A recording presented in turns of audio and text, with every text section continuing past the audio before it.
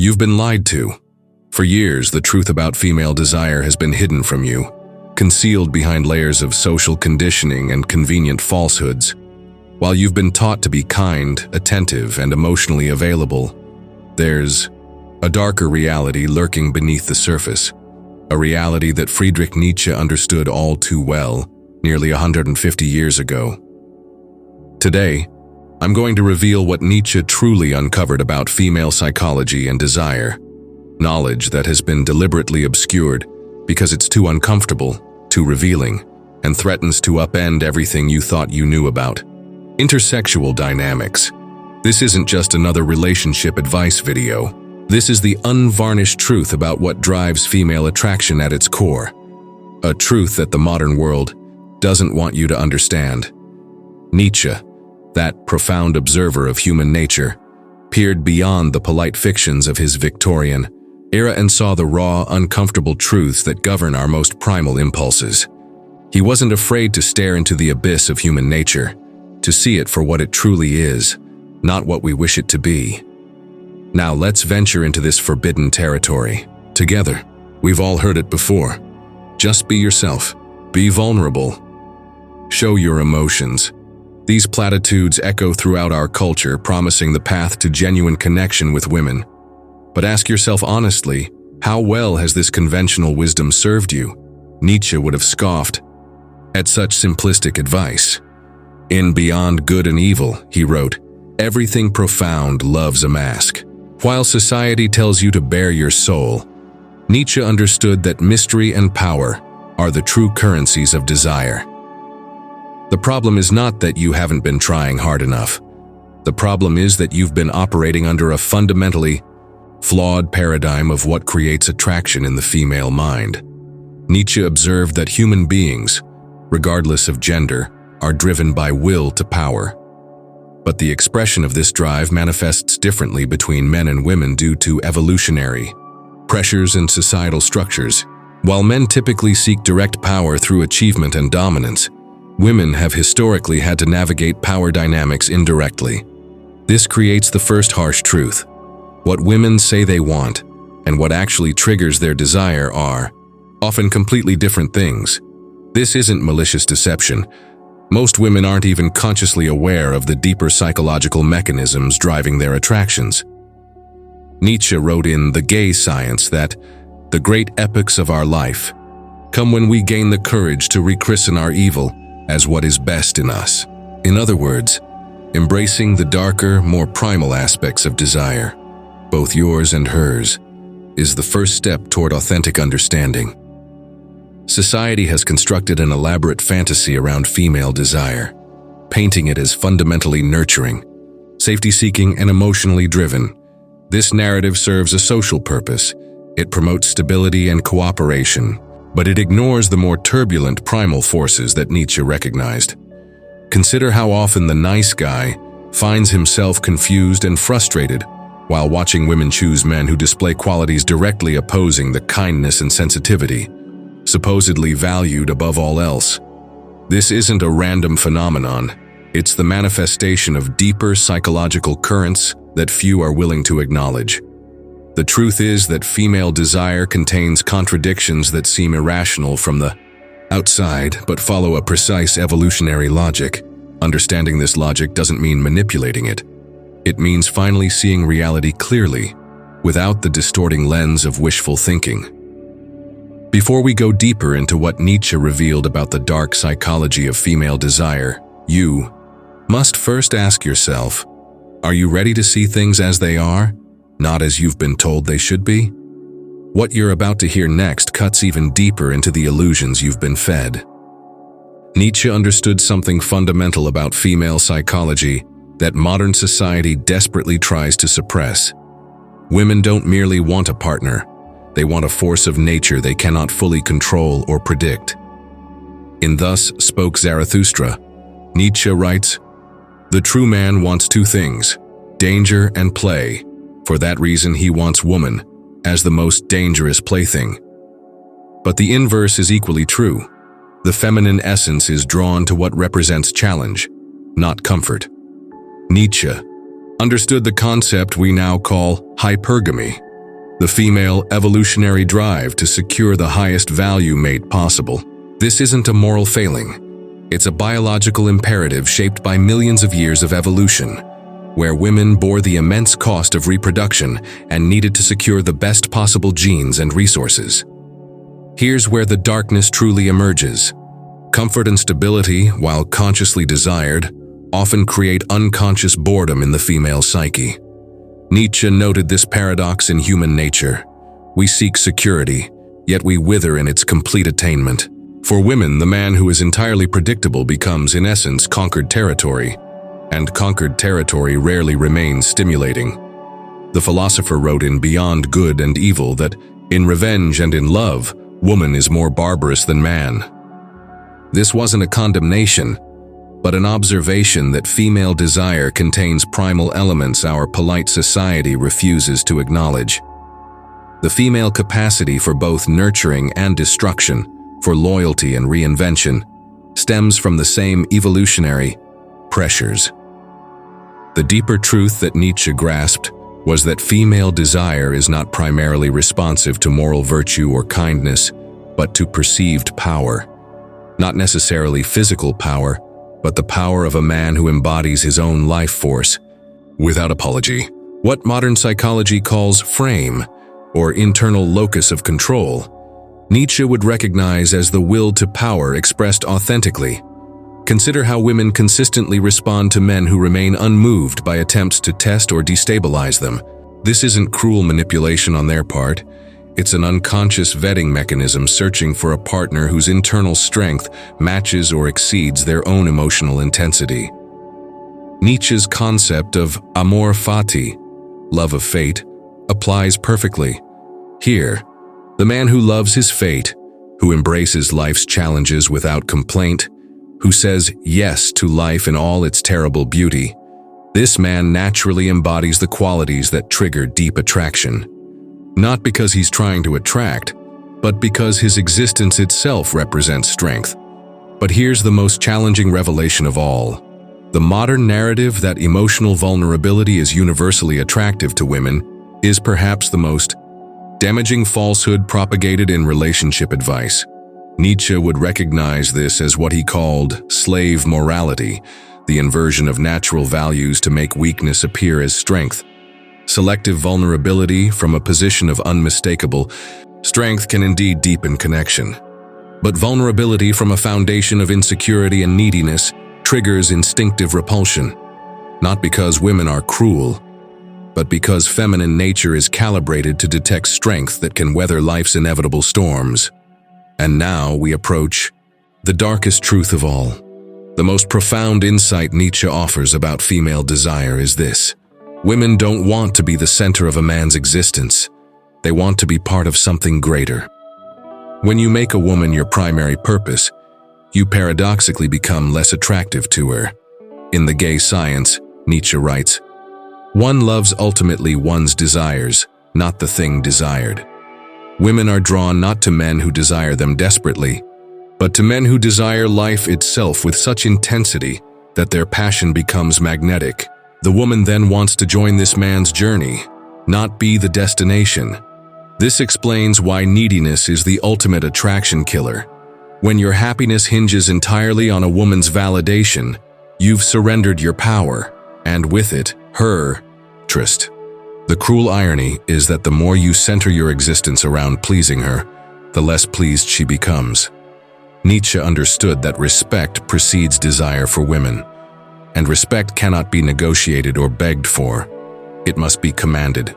Through your relationship with yourself, the philosopher who proclaimed God is dead would similarly observe that the pedestal on which men place women is equally deceased in terms of generating genuine attraction. Women instinctively test men not out of malice, but as an unconscious vetting mechanism. These tests, whether through emotional volatility, withdrawal of affection, or challenges to your authority, are evolutionary tools to answer one question: will this man remain centered in his purpose when I am not at my best? This is where the concept of frame emerges, your unshakable reality that doesn't bend to every emotional wind. Nietzsche predicted this psychological dynamic when he wrote, "The noble soul has reverence for itself." This self-reverence is precisely what creates the gravitational pull that women find irresistible. The most counterintuitive aspect of female psychology that Nietzsche grasped was that women don't primarily want to be understood. They want to be overwhelmed by a man's conviction. Modern men have been taught that empathetic understanding is the key to a woman's heart. But Nietzsche would recognize this as another inversion of natural order. Understanding has its place, but it doesn't trigger the primal attraction that comes when a woman encounters a man whose reality is more compelling than her own. This isn't about domination or control. It's about the natural polarity between masculine and feminine energies that creates the spark of desire. Nietzsche's concept of the Übermensch, the self-overcoming man who creates his own values, is the ultimate aphrodisiac to female nature. Not because women consciously seek this archetype, but because the qualities required to become such a man, courage, integrity, vision, and unwavering purpose, create the most powerful attractive force possible. And here we reach the most forbidden knowledge of all. The parts of female nature that respond most powerfully to the authentic masculine aren't the parts that participate in polite society's discourse. There exists a primal layer of feminine desire that responds to a man's darkness when that darkness is controlled, directed, and purposeful. This is what Nietzsche meant when he wrote about the abyss gazing back. When you dare to see female desire as it truly is, not as you've been told it should be, you must also confront the darker aspects of your own nature as a man. The question now becomes, are you willing to walk the path of self-overcoming that Nietzsche prescribed? Are you ready to embrace the full spectrum of your masculine nature, including its shadows, to become a man who naturally commands desire rather than pursues it? So what is the solution? How do you integrate these Nietzschean insights about female desire without becoming cynical or manipulative? The answer lies in Nietzsche's concept of self-overcoming and the transvaluation of values. The path forward begins with a radical acceptance of reality as it is. Nietzsche would have you abandon wishful thinking about female psychology and instead embrace the natural order with a resounding yes. This isn't resignation, it's liberation. First, you must understand that becoming attractive to women cannot be your primary goal. The moment that happens, you've already lost. Nietzsche wrote, "The secret for harvesting from existence, the greatest fruitfulness and the greatest enjoyment is to live dangerously."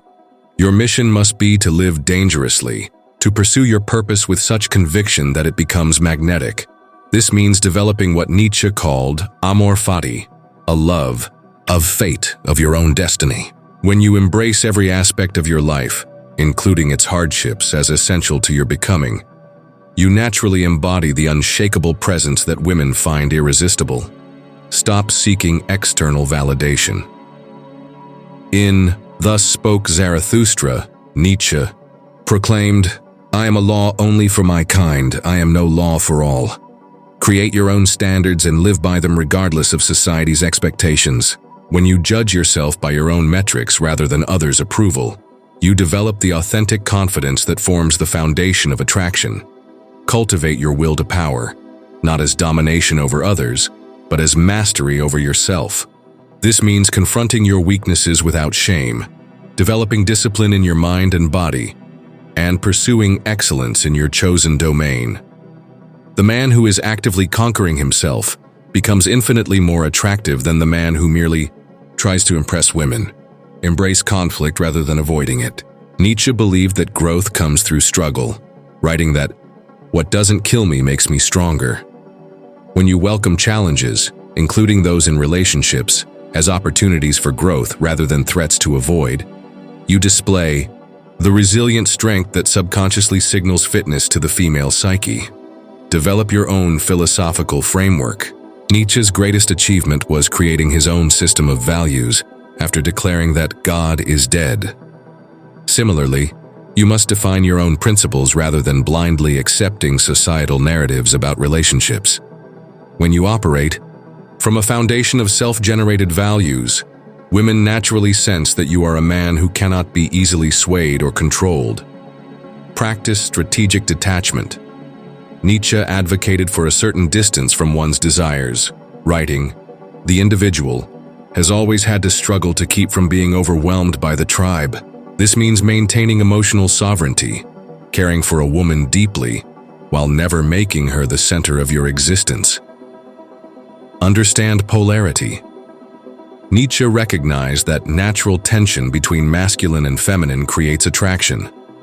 This doesn't mean adopting stereotypical gender roles, but rather embracing the natural interplay between your directed masculine energy and her flowing feminine energy. When you stand firm in your masculine core, you create the space for her feminine essence to fully express itself. Most crucially, integrate your shadow. Nietzsche was ahead of his time in understanding what psychology now calls shadow integration. He knew that denying the darker aspects of your nature doesn't eliminate them. It makes them more dangerous through repression. By acknowledging your primal drives, competitive nature, and capacity for controlled aggression, you become more whole, and paradoxically, more trustworthy to a woman's intuition. This path isn't easy. As Nietzsche wrote, "The higher we soar, the smaller we appear to those who cannot fly." Many will criticize your journey toward authentic masculinity. Some will call it toxic, others outdated. But remember, their criticism often stems from fear of the natural order that Nietzsche dared to articulate. The ultimate truth about female desire is this: women are not attracted to men who need them, but to men who want them from a position of self-contained strength. Not men who pursue them desperately, but men who pursue their own destiny with such conviction that women naturally want to join the adventure. Now we reach the final revelation, one that even many who study intersexual dynamics miss entirely. Nietzsche's philosophy goes beyond simple binaries of alpha and beta, beyond crude manipulations or game playing.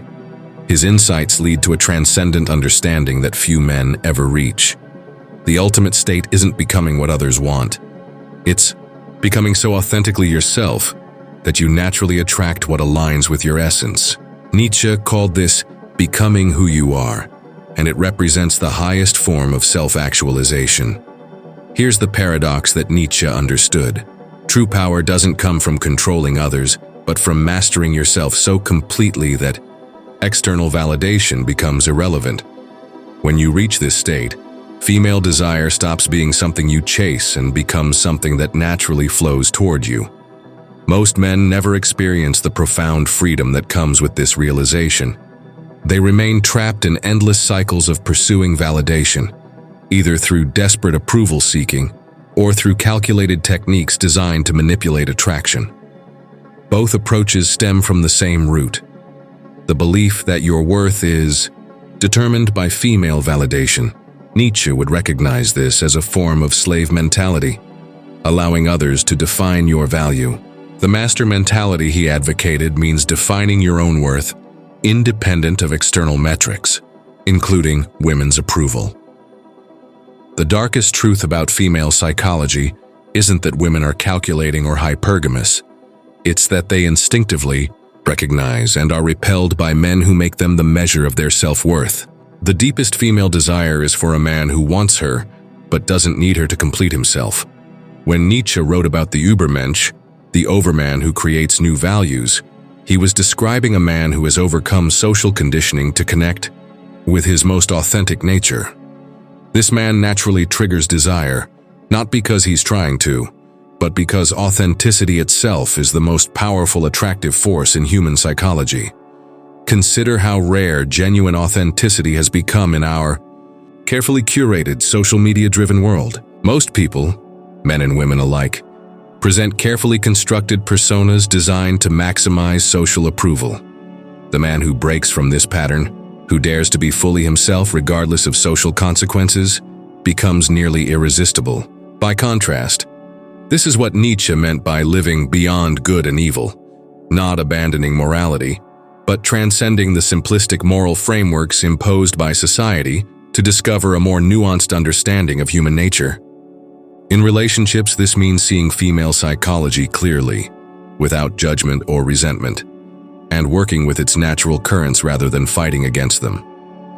The final stage of understanding female desire is realizing that women are not prizes to be won, but companions on the journey you've already committed to walking. When you truly internalize this, the entire dynamic shifts. You stop performing for female approval and instead evaluate women based on their compatibility with your path. Nietzsche understood that the strongest relationships aren't built on need or desperation, but on mutual enhancement of each other's existing strength. He wrote in Thus Spoke Zarathustra, "Free from what? What does that matter to Zarathustra? Clearly, however, your eyes should tell me, free for what? The question isn't about escaping from something. It's about moving toward your highest potential. When you orient your life around this principle, you naturally attract women who value your authentic self, rather than what you can provide or how you make them feel temporarily. This is the ultimate power move. Not manipulation, not dominance, but authentic self-actualization that makes you naturally attractive to the type of women who align with your values. Remember Nietzsche's words, "He who would learn to fly one day must first learn to stand and walk and run and climb and dance. One cannot fly into flying." The journey to embodying these principles takes time and practice. There are no shortcuts, no quick fixes, only the daily discipline of becoming more fully yourself. Now that you understand what Nietzsche truly revealed about female desire, you face a choice that few men ever consciously make. Will you continue living according to comfortable fictions, or will you embrace the sometimes uncomfortable reality of intersexual dynamics? The vast majority will choose comfort over truth. They'll dismiss these insights as too harsh, too primal, or too challenging to their existing worldview. But as Nietzsche wrote, the individual has always had to struggle to keep from being overwhelmed by the tribe. The path of authentic masculinity has never been the path of least resistance. Your challenge, should you accept it, is threefold. First, observe reality without judgment. For the next 30 days, simply watch the dynamics between men and women with new eyes. Notice how women respond not to what men say, but to the congruence between their words and actions. Notice how attraction follows power, purpose, and authentic self-expression, not supplication or need. Second, begin the process of self-mastery. Identify one area of your life where you've been seeking external validation and redirect that energy toward internal standards of excellence. Whether physical fitness, professional accomplishment, or creative expression, commit to measuring yourself by your own yardstick rather than others' approval. Finally, practice detachment from outcomes. The ultimate paradox of desire is that it flows most strongly toward those who aren't desperately seeking it. As Nietzsche understood, the essence of all beautiful art, all great art, is gratitude. Approach relationships not from neediness but from gratitude for the experience itself, regardless of outcome.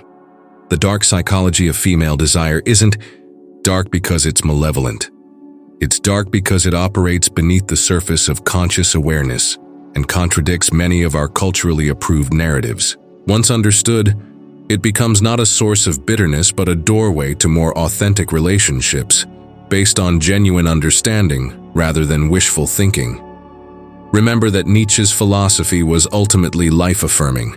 He didn't expose these truths to create resentment, but to liberate men from illusions that keep them trapped in cycles of frustration and disappointment. Knowledge is power only when it leads to acceptance and constructive action. The question now is not what you know, but what you'll do with this knowledge. Will you use it as an excuse to become bitter, or as a foundation to become better? Will you weaponize it against women, or will you integrate it into a more complete understanding of human nature? The choice, as always, is yours. But know this: the man who truly understands and applies these principles doesn't just become more attractive to women, he becomes more fully himself. And that, beyond all else, is what Nietzsche would recognize as the ultimate achievement. The abyss has gazed back at you. The comfortable illusions have been stripped away. Now begins the true work of becoming who you are. Are you ready?